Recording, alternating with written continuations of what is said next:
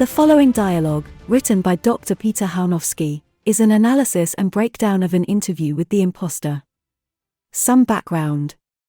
From a EWTN interview with Dr. Zugibe.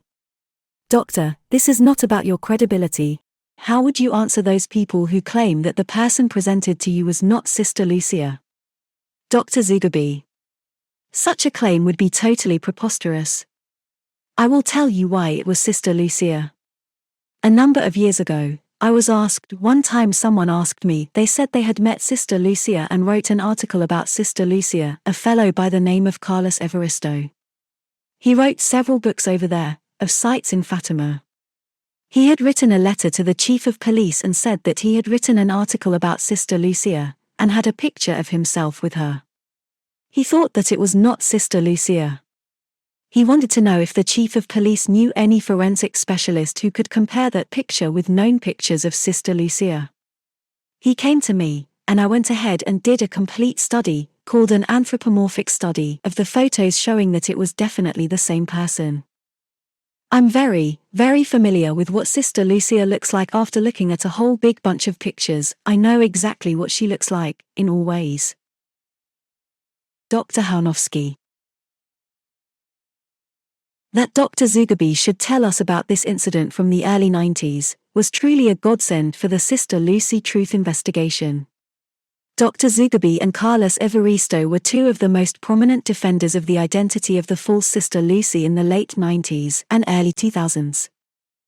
That Zugibe should admit that right after Evaristo interviewed Sister Lucy, he was so convinced that he had met an imposter, that he actually went to the Portuguese police to ask if they had investigated this, indicates clearly that the fraud was more than evident to him at this time.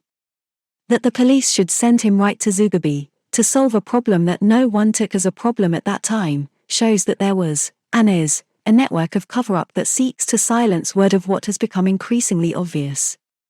Evaristo saw and cried fraud, likewise, we see, and prove, and cry fraud. Is this dishonest? Now from an article by Dr. Chojnowski. Why is an analysis of the 1992 to 1993 interviews important?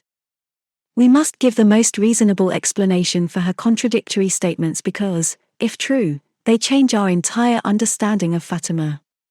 We document them here as extraordinary and undeniable evidence of how the post-1960 Sister Lucy's words contradict everything the pre-1960 Sister Lucy said.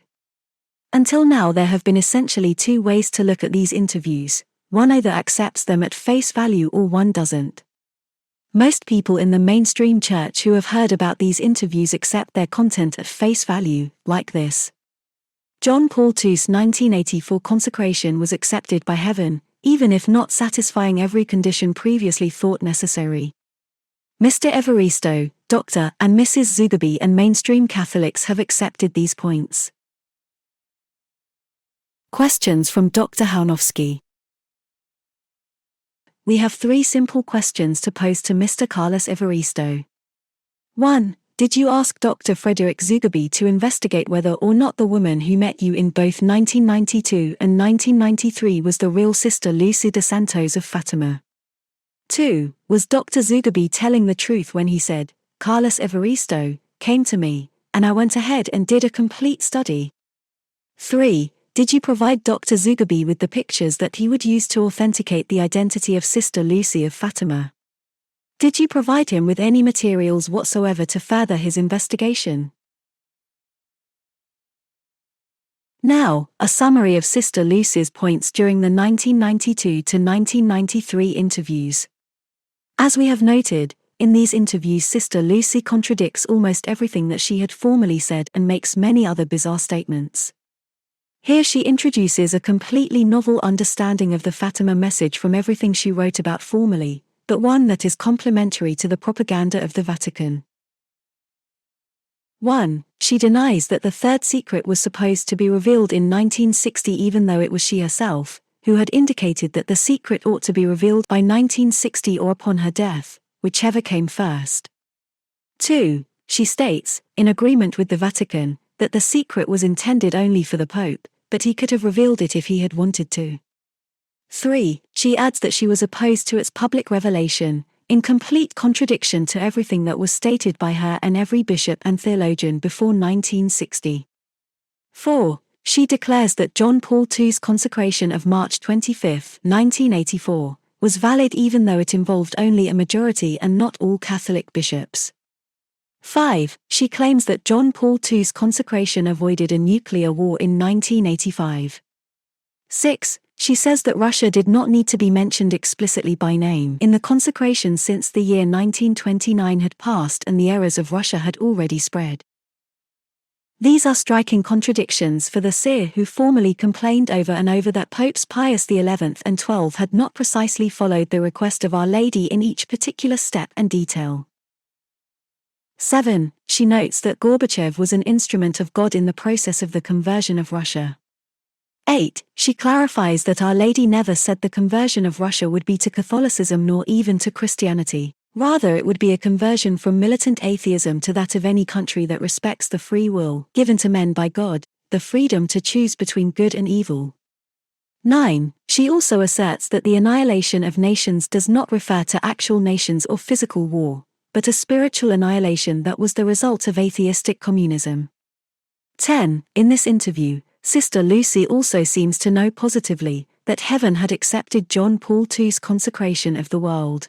Yet when asked in 1947 about Pius XII's 1942 consecration, Sister Lucy admitted she did not know whether heaven had accepted it because it had not been revealed to her. Yet at that time, she had not hesitated to add that Pius XII's 1942 consecration did not follow Our Lady's request exactly. Evaristo documents that Sister Lucy would repeat her certitude about John Paul II's consecration to Dr. and Mrs. Zugibe, who visited her in 2002, asking whether the consecration was completed. 11. Sister Lucy further claims in this interview that the conversion of Russia has concluded because of the end of atheistic communism. 12. Also, she explains that World War II was a war against the Jews, who continue to be a chosen people of God. This statement is very strange since Sister Lucy had never before spoken of the Jews, yet here she approvingly uses the precise phrase that was promoted by the liberals and modernists in support of Jewish ecumenism. 13. She states that we are in the third day of the Fatima week, which is ongoing. 14. Sister Lucy explicitly claims that the triumph of the Immaculate Heart has taken place. It began when Our Lady saved John Paul II's life in St. Peter's Square on May 13, 1981. 15. But, then she renders this triumph meaningless by adding that the triumph is an ongoing process. Ratzinger, as Benedict XVI, will contradict this statement in May 2010, by saying that the triumph of the Immaculate Heart has not yet occurred. 16. Lastly, Sister Lucy's closing message is, "He who is not with the Pope is not with God."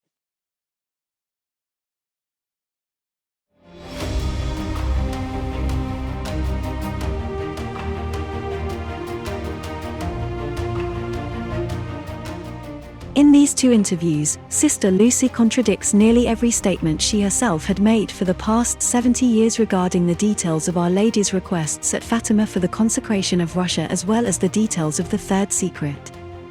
She offers a definitive interpretation of the Fatima message that is novel and yet agrees with the propaganda of the Vatican since the 1960s, which diluted Fatima to a benign call to prayer and penance that should avoid any vocal reference to Russia or its consecration.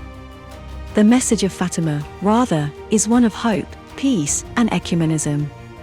Hence we see the astounding ramifications of these interviews. In his analysis of the two interviews, Christopher Ferrara sums up the force of the contradictions. What sort of Sister Lucy was it then, who could look upon the awful developments in Russia and the world since 1984, and see in them the fulfillment of the promises of Our Lady of Fatima? It was a Sister Lucy we had never known, a modernist Sister Lucy whose strange new words made a mockery of everything she had said before. It was a Sister Lucy sent to give us a new Fatima for the new church the modernists would have us believe emerged like a butterfly from a chrysalis at the Second Vatican Council. A new Fatima which heralds neither conversion nor triumph, but a pathetic accommodation to the worldly wisdom of a dying world. People now have an individual choice to remain as they are, or convert. A conversion of Russia without conversion to the Catholic faith. What an insult to Our Lady of Fatima. And what an infinite insult to him who sent her. False Friends of Fatima, page 78. Later on, Ferrara asks the million-dollar question regarding Sister Lucy's identity, and yet, gives the most bewildering response, a shrug of his shoulders. Was it Sister Lucy of Jesus, the last surviving Fatima seer, who spoke to Carlos Evaristo on October 11, 1992, and again on October 11, 1993?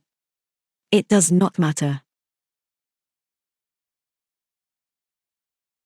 Despite the strange lack of interest in pursuing the truth of Sister Lucy's identity, Ferrara is ironically correct.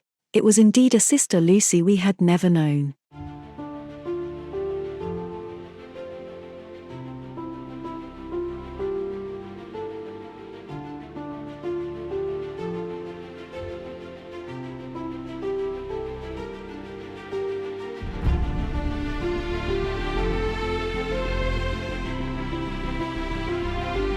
Would Christopher Ferrara care to do an interview with Dr. Peter Chojnowski regarding this topic?